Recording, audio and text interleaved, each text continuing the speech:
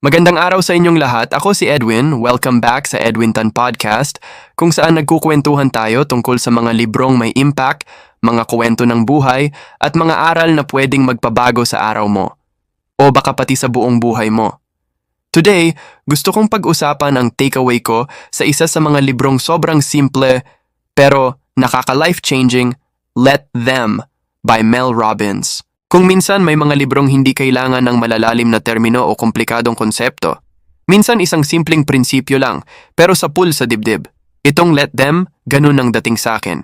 At sigurado ako, marami rin sa inyo makaka-relate dito.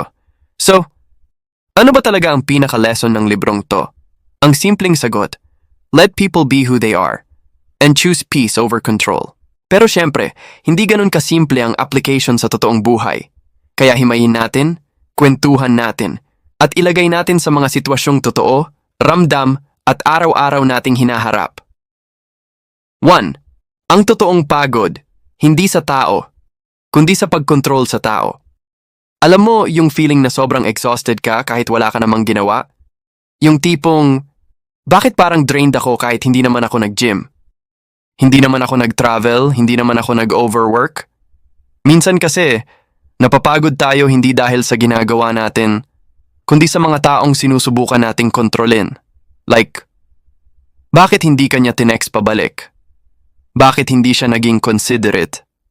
Bakit ganito ugali niya? Bakit hindi niya ginawa ang inaasahan mo? Bakit hindi niya tinupad ang pinag-usapan niyo? At dito pumapasok ang unang malaking mensahe ng libro. You're tired because you're trying to manage other people's behavior instead of managing your own peace. Sa totoo lang, kahit pilitin mo, hindi mo makokontrol ang ibang tao. Hindi mo rin sila mapipilit maging version ng ideal person na nasa isip mo. Kaya sabi ni Mel Robbins, let them. Hayaan mo sila kung ayaw nilang sumipot. Hayaan mo sila kung gusto nilang maging inconsistent. Hayaan mo sila kung gusto nilang maging toxic at ikaw ang mamili kung lalayo ka ba o hindi. Ang tunay na kapayapaan nagsisimula sa pag-accept na hindi mo trabaho ayusin ang mundo. Lalo na yung mga taong ayaw magpaayos. 2. Let them is not about giving up. It is about letting go of unrealistic expectations. Importante ito kasi baka isipin ng iba. So Edwin, ibig sabihin ba nito wala na akong gagawin? Wala na akong pake? Hindi. Actually, baligtad. Ang let them ay hindi pagsuko, hindi rin pagdedma, hindi rin pagiging cold. Ito ay pagpili. Pagpili ng battles, pagpili ng peace, pagpili ng boundaries, pagpili ng sarili mong emotional sanity. Kasi minsan, ang ugat ng pain natin ay expectations. Inaasahan mong magiging thoughtful siya, hindi naman pala. Inaasahan mong iintindihin ka niya, hindi naman niya nagawa. Inaasahan mong mahalaga ka, pero hindi ganun ang nakikita mo. At ang masakit, lagi mong iniisip, bakit ganun? Bakit hindi niya kayang gawin to? Bakit hindi niya kaya maging ganito? Tapos na-stuck ka na sa cycle ng disappointment. Pero ang sagot minsan ay sobrang simple. Hindi nila kaya o ayaw nila. And that's who they are right now. So what do? Let them. Let them show you who they really are. Let them reveal their priorities. Let them demonstrate their limits. And then from that truth, ikaw ang mag-decide kung paano ka mag-move forward. Hindi ka na nabubuhay sa ilusyon, kundi sa reality. At sa reality, may power ka. May choice ka. 3. Let them is also about choosing yourself without feeling guilty. Ito ang isa sa pinaka-relatable parte ng libro. Lalo na sa atin, sanay tayo sa pakikisama, sa accommodate, sa ayaw natin may masaktan, sa hiya culture. Pero habang tumatanda tayo, nare-realize natin, minsan habang sinusulit mo ang lahat, ikaw pala yung nauubos. Mel Robbins says, if people want to walk out of your life, let them. If people don't respect your boundaries, let them. If people choose not to value you, let them. Bakit? Kasi your job is not to force them to stay. Your job is to build a life where your peace is protected. Your job is to invest in relationships where effort is mutual. And when you let them, something magical happens. You start attracting the right people. You start feeling lighter.